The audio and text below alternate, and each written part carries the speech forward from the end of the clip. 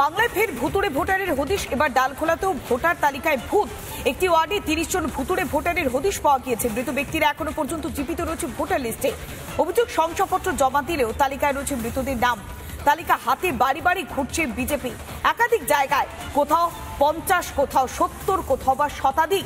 একটিমাত্র বুথে যদি শতাধিক ভোটার হয়, কোথাও 50, কোথাও 20, কোথাও 25, সংখ্যাটা লাফিয়ে লাফিয়ে বাড়ছে। আর এবার ডালখোলাতে 30 জন ভুতুড়ে ভোটারের হদিশ পাওয়া যাচ্ছে। এতজন ভুতুড়ে ভোটার এলো কিভাবে, কি ছবি তুলে ধরছে আমাদের প্রতিনিধি তুষার, দেখুন। দিনাজপুর জেলার ডালখোলা পৌরসভার 8 নম্বর ওয়ার্ডে এই মুহূর্তে রয়েছি। এখানকার যিনি প্রাক্তন চেয়ারম্যান বিজেপি নেতা, তিনি অভিযোগ করছেন 30 জন মৃত ভোটার রয়েছে ভোটার লিস্টে। আমি সরাসরি এই ওয়ার্ডের একজনের বাড়িতে যাবো। লিস্টের মধ্যে লেখা ছিল রামমোহন দাস। বলছি, রামমোহন দাস আপনার কি হয়? স্বামী। তিনি কি ভোটার লিস্টে তার নাম কিন্তু এখনো দেখা যাচ্ছে। এই যে রামমোহন দাস ভোটার লিস্ট আপনার হাতে রয়েছে। মারা গিয়েছেন না উনি এখন জীবিত রয়েছে? ডালখোলা পৌরসভার এই 8 নম্বর ওয়ার্ডের প্রায় 30 জনের মতন মৃত ভোটার রয়েছে ভোটার লিস্টে। অভিযোগ করেছে। আপনি কথা বলবো, আমি বলছি যে এই যে স্বপন চক্রবর্তী, হ্যাঁ, আপনার আমার দেওর হয়।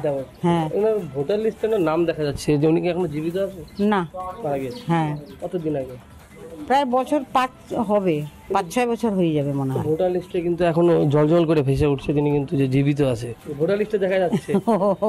ও ভোটার লিস্টে দেখা যাচ্ছে, হ্যাঁ। না, উনি তো মারা গেছেন। আচ্ছা, কোথাও জানাইছিলেন এর আগে যখন মারা গেছেন? তারপরে জানানো হয়েছিল পৌরসভা? হ্যাঁ, ওখানে তো জানানো হয়েছে, কিন্তু কাটে নাই নাম। না, তাহলে ওটা তো জানি না নাম কেটেছে কিনা, ওটা তো বলতে পারবো না। একাধিক জায়গায় ভোটারের হদিশ পাওয়া যাচ্ছে। বারবার নাকি জানানো হয়েছে, তারপরেও ভোটার তালিকা থেকে মৃতদের নাম কাটা হয়নি। তাহলে কি কোনো রাজনৈতিক উদ্দেশ্য রয়েছে এর পেছনে? এই ইস্যুতে তুঙ্গে উঠেছে রাজনৈতিক চর্চা।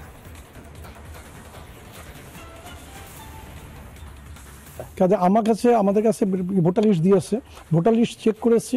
এমপি ইলেকশনের আগেও আমরা চেক করেছি, চেক করে বিডিও সাহেবকে বারবার বলেছি, কিন্তু বিডিও সাহেব নাম কাটছে, থেকেই যাচ্ছে নামগুলো। কতগুলি ভোট আছে?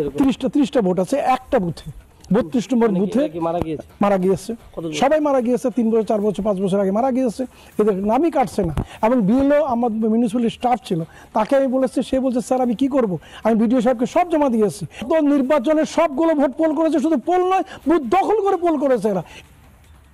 নাম কাটা হয়ে যে ইলেকশন কমিশনার যে বেলো আছে, বেলোকে এ দেওয়া গিয়েছে নাম কাটার আর নাম তোলা। তো এই দায়িত্ব তো আছে বেলো। अब বেলো যদি মানে লিখে দিয়েছে, উপরে কাটা হয় নাই, তো ওটা ওনাদের ব্যাপার। আমরা এটা জোর দিয়ে এটা নাম কাটাবো যদি নাম আছে মৃত্যু। আপনি যে বলেন 8 নম্বর ওয়ার্ডে 30টা, 11 নম্বর ওয়ার্ডে আছে, এগুলো নাম কাটানোর আমরা করব, ব্যবস্থা নেওয়া।